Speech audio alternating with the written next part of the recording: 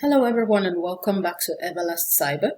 In today's video, we'll be going through some practice questions for the Juniper Network Certified Associate certification. This certification validates your understanding of networking fundamentals, such as the basic knowledge of the Juniper network, Junos OS devices, and networking concepts. This exam will cover topics from networking fundamentals, Junos OS fundamentals, routing fundamentals, security basics, as well as operational monitoring and maintenance. So we'll dive right into the questions. Question 1. Which word starts a command to display the operational status of a Junos device? A. Put, B. Set, C. Show, D. Get.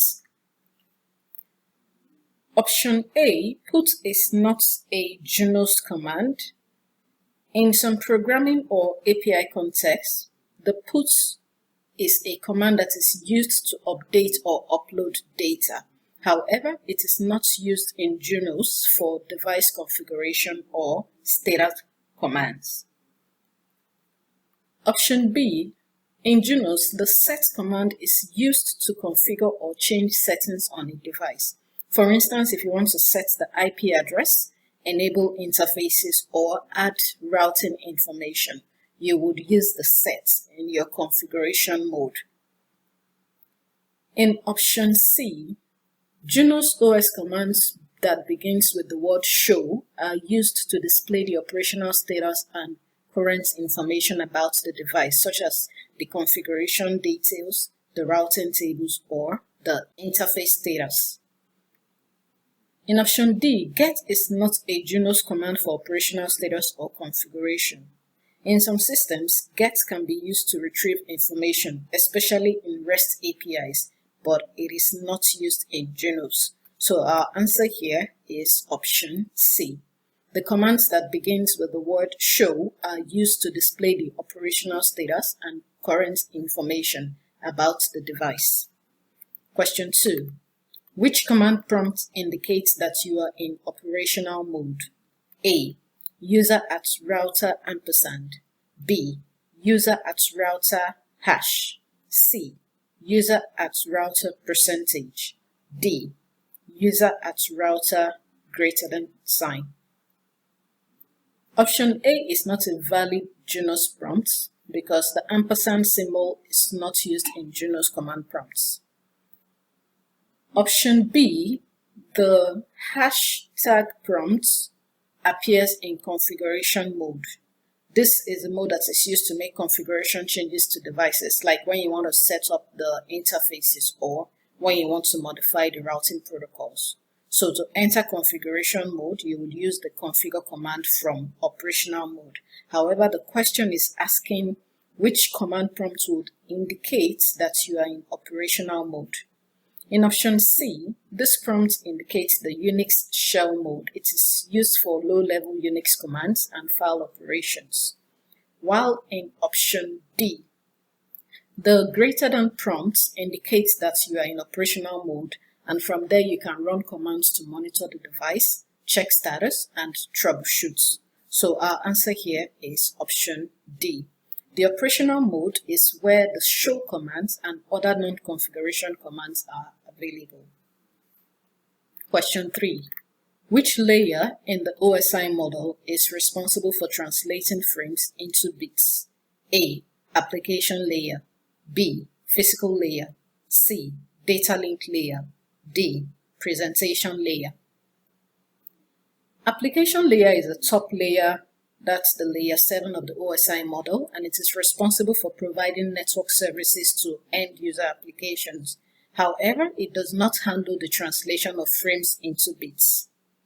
The physical layer or layer 1 is responsible for translating frames into bits and then transmitting them over the physical medium, like the electrical signals over cables or light pulses through fiber optics. In option C, the data link layer, this is the layer 2, and it is responsible for organizing data into frames and managing physical addressing, error detection, and flow control, but it does not convert frames into bits directly. And in option D, the presentation layer is responsible for translating data formats, encryption, and compression, but it is not used for converting frames to bits. So our answer here is option B, the physical layer. This layer handles the physical transmission of data between devices. Question 4. The IP address 10.1.1.1 belongs to which class of IP address space? A, class A, B, class B, C, class C, D, class D.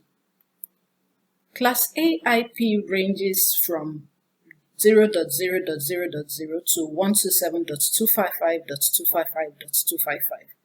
In this, the first octet ranges from 1 to 127, making 10.1.1.1 part of class A. Class B IP addresses ranges from 128.0.0.0 to 191.255.255.255. Class C ranges from 192.0.0.0 to 223.255.255.255, while Class D ranges from 224.0.0.0 to 239.255.255.255, and this is usually reserved for multicast. So our answer here is option A, class A. Question 5. Which command would you use to view interface usage details in real time? A. Show interfaces status. B. Show interfaces extensive. C. Monitor interface traffic. D. Monitor traffic interface. Option A command provides a concise view of interface status, including whether the interfaces are up or down, as well as their IP addresses. However, it doesn't show the real-time usage details. Option B command displays detailed information about an interface, including the error counts, protocol status, and other metrics. While it is comprehensive, it is a static snapshot rather than a real-time view. The command in option C in Junos OS allows you to view real-time traffic statistics on a specific interface. This command provides continuous updates on interface usage, and this is very useful for monitoring live traffic flow. While in option D, the command there is incorrect, the correct syntax for real-time monitoring is monitor interface traffic. So our answer here is option C, monitor interface traffic. Question 6. At which layer of the OSI model does error checking occur with IP version 6? A. Layer 2, B. Layer 3, C. Layer 4, D. Layer 7.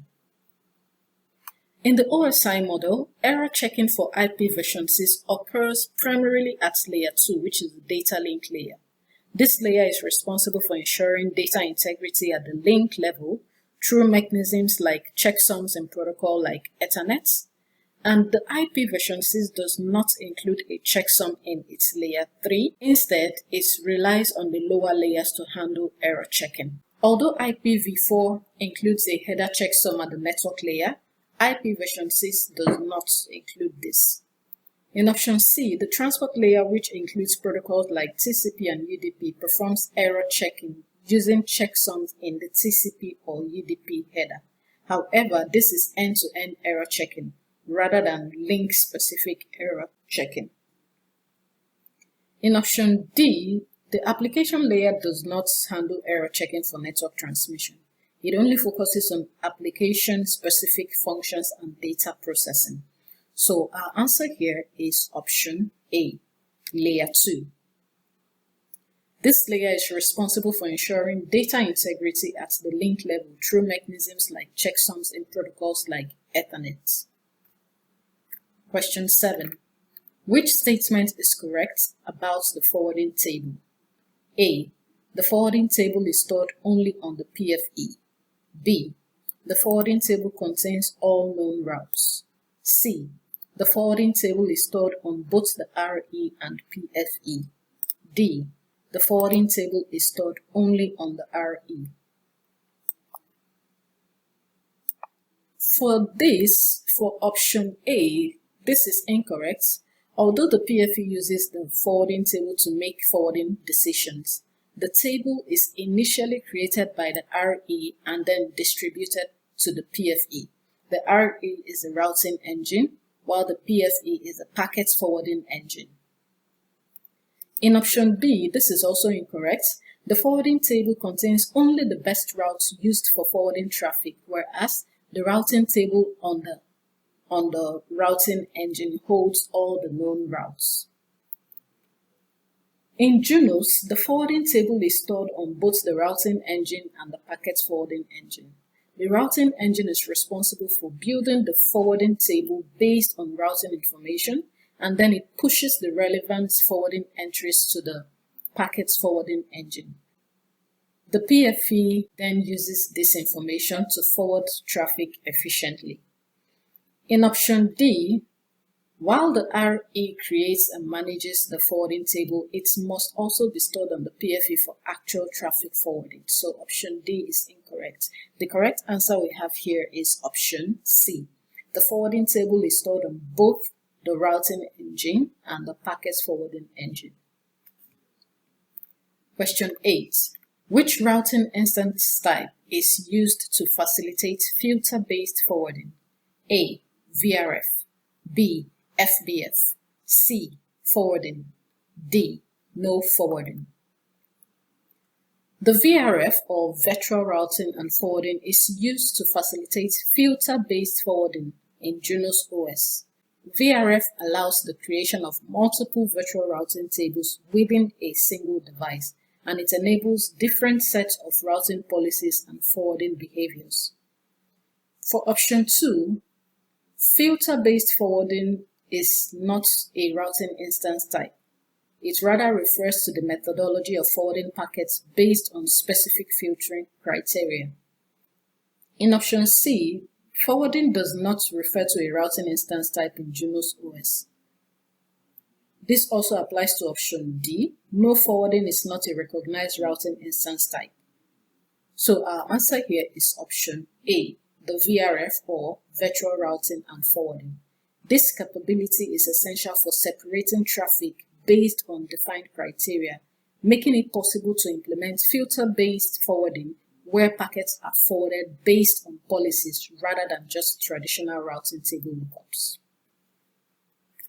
Question 9. Which statement describes exception traffic? A. Exception traffic must be sent to the PFE for processing. B.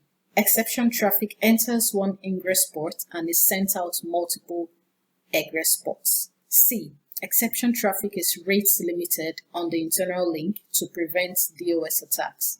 D. Exception traffic is processed after forwarding traffic when congestion exists.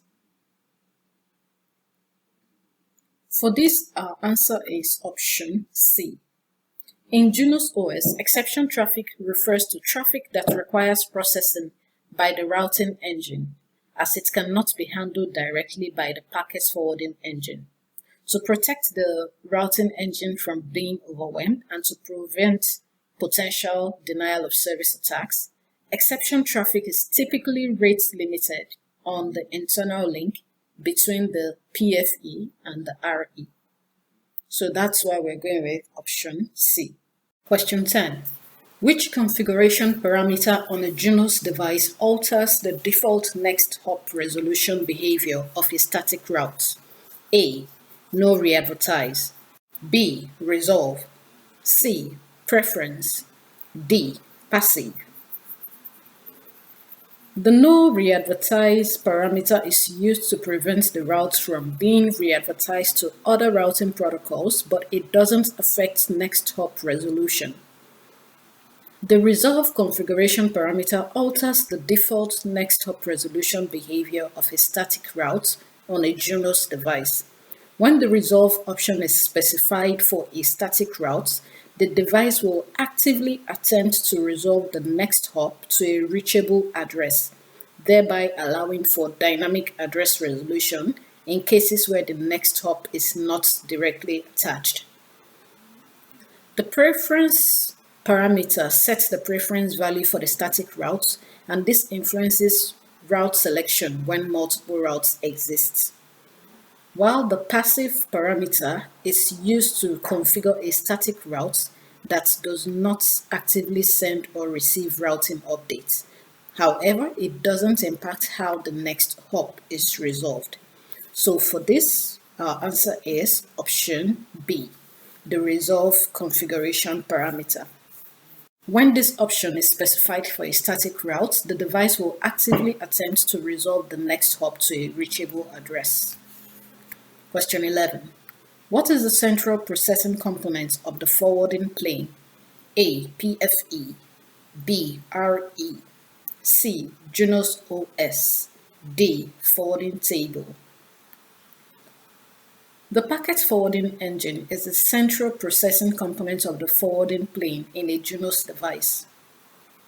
The routing engine in option B is responsible for higher level tasks like managing routing protocols, generating the routing table, and handling control plane functions. The Junos OS is the operating system that encompasses both the control and forwarding plane. However, it is not a specific component of the forwarding plane itself. And the forwarding table is a data structure used by the PFE to make forwarding decisions. With respect to the question, the central processing component of the forwarding plane is option A, the packets forwarding engine. It is responsible for processing packets, making forwarding decisions based on the forwarding table, and handling all tasks related to the actual transmission of data packets across the network. Question 12. Which statement describes the PFE? A. The PFE controls the RE by providing layer 2 and layer 3 forwarding tables. B. The PFE implements advanced services like policing, stateless firewall filtering, and class of service. C. The PFE sends traffic to the RE for systematic packet forwarding. D. The PFE receives hardware and environmental status messages from the RE. With respect to the options, our answer would be option B. The packet forwarding engine is responsible for not only forwarding packets, but also for implementing various advanced services. These services could include traffic policing, filtering with stateless firewalls, and applying class of service policies. And these are essential for managing and prioritizing network traffic. Question 13. Which process is responsible for the routing protocols on a Junos device? A. RPD, B. MGD, C. DCD, D. Chassis D. The RPD, or the Routing Protocol Daemon, is the process responsible for managing routing protocols on a Junos device. It handles the routing table and the various protocols that update and maintains that table like OSPF, BGP, and RIP. The management daemon is responsible for managing configuration and control plane operations, including handling of user sessions and managing the configuration database. However, it does not directly manage routing protocols.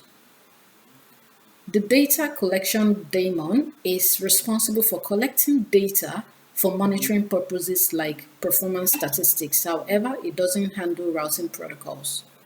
While the chassis D process manages the hardware components of the chassis and handles tasks related to physical hardware status and environmental monitoring, but it is not involved with routing protocols. So our answer here is option A, the routing protocol daemon. Question 14. Which statement is correct regarding the Junos OS? A. The same Junos OS image is used on all Junos devices. B. The Junos OS provides separation between the control and forwarding planes. C. Each Junos OS image is based on model-specific source code. D. The Junos OS creates a secondary instance of the kernel to ensure redundancy. For this, we'll be going with option B. One of the key features of Junos OS is its architecture that separates the control plane which is where routing decisions are made and protocols are run. So it separates the control plane from the forwarding plane. This separation enhances the overall stability and performance of the device. Question 15. Which process is responsible for the configuration of the router and all user commands on a Junos device? A. RPD, B. Chassis D, C. DCD, D. MGD. Like we've explained all these options in the last two questions, we'll be going with option D here. The management daemon is responsible for the configuration of the router and it handles all user commands on a Junos device. So it basically manages user sessions, processes configuration changes, and it also interacts with the configuration database to apply and store settings. Question 16. What must you type to enter operational mode from the root at percentage command prompts? A. Exit, B. Configure, C. Edit, D. CLI. The exit command is used to exit from the current mode or session, but it will take you out of the current shell rather than into operational mode. The configure command is used to enter configuration mode from operational mode. The edit command is used within the operational mode to enter a specific configuration context, but it does not transition from the root shell to operational mode. To enter the operational mode from the root at percentage command prompt, you would need to type CLI. This command switches you from the shell to the Junos command interface line. And this is where you can then execute operational commands. Question 17. Which interface type connects the control and forwarding planes on an MX series device? A. FXP1, B. FXP0, C. ME0, D. AE1. The FXP1 interface is used to connect the control plane and the forwarding plane on an MX series device. This interface facilitates communication between the routing engine and the packet forwarding engine, and it allows them to exchange necessary information for routing and forwarding tasks. The FXP0 interface is used for management purposes, so it is not designed for the connection between control and forwarding planes. The ME0 interface is often used for management and monitoring functions, but it doesn't serve as the primary connection between the control and forwarding plane. The AE1 or Aggregated Ethernet interface is used for linking multiple physical interfaces into a single logical interface, and this is done for redundancy and to increase the bandwidth. However, it is not used to connect the control and forwarding planes. So our answer here is option A, the FXP1 interface. Question 18. Which command is used to restore a Junos device to its default state? A. Load factory defaults, B. Load override factory defaults, C. Load replace defaults, D. Load set defaults. The load factory defaults command is used to restore a Junos device to its default state. This command loads the default factory configuration, it erases the current configuration, and it reverts the device settings to the original factory defaults. In option B, the load override factory defaults does not exist in Junos OS. Rather, the correct syntax for restoring to factory defaults does not involve the term override, so that is out of the options. In option C, this command is also incorrect as it doesn't exist in Junos command set. There is no type of command that is called load replace defaults. Option D is also incorrect because there is no such command like that in Junos OS. So our answer here is option A. the load factory default command. That is what is used to restore a Junos device to its default state. Question 19. In the Junos OS, what handles transit traffic? A. Transit traffic is handled by the RE only. B. Transit traffic is handled by the PFE only. C. Transit traffic is handled by both the RE and the PFE. D. Transit traffic is not handled by the RE or the PFE. We'll be going with option B here. In Junos OS, transit traffic is managed exclusively by the packet forwarding engine. The packet forwarding engine is responsible for forwarding packets based on the routing table without involving the routing engine for the process. This separation allows for a more efficient packet processing and forwarding because the PFE can handle data traffic independently of the control plane. Question 20. When using keyboard shortcuts, which single keystroke combination allows users to erase the entire current command? A. Ctrl-A, B. Ctrl-E, C. Ctrl-U, D. Ctrl-W. The Ctrl-A combination moves the cursor to the beginning of the line, but it does not erase anything. The Ctrl-E combination moves the cursor to the end of the line, but it doesn't do any erasure.